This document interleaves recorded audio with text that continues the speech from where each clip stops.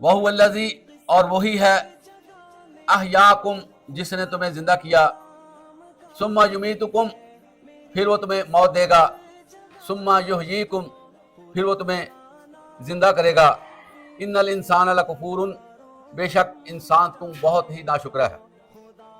अजीज तलबा, सूरह हज उसकी एक आयत आपके सामने तलावत की गई है, जिसमें अल्लाह ताला फरमाते हैं कि इंसान गौर कर अपने ऊपर कि तुम्हें किसने जिंदगी बख्शी है, कौन तुम्हें इस दुनिया में लेकर आया है। और अजीज तलबा, बड़ा अहम सवाल है। अल्लाह की तरफ से जो भी सवाल पूछा जाता है या किया जाता है, उसमें गौर करना चाहिए कि अल्लाह ताला क्या कह रहे हैं। इसमें अल्लाह ताला फरमाते हैं, जरा गौर करके देख लो, तुम्हें पता था मैंने दुनिया में आना है? तुम्हें कुछ आइडिया था कि मेरी शक्ल ऐसे बननी है, या मैंने किसी के घर कैसे पैदा होना है, कब दुनिया में आने का मेरा मामला है? कोई पता नहीं।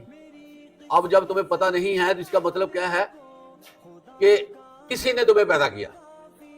और वो जात कौन है जिसने पैदा किया?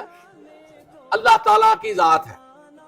अजीज तलबा, आप देखें कि पैदा करने के बारे में अल्लाह के अलावा कोई दावा करता है कि मैंने पैदा किया? कोई दावा ना करता है, ना कर सकता है, ना उसके अंदर ये सकत है।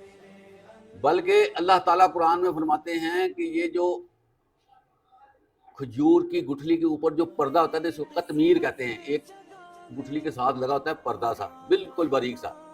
अल्लाह फरमाते हैं वो भी तुम नहीं पैदा कर सकते, तुम कैसे इंसान को पूरे को बनाओ।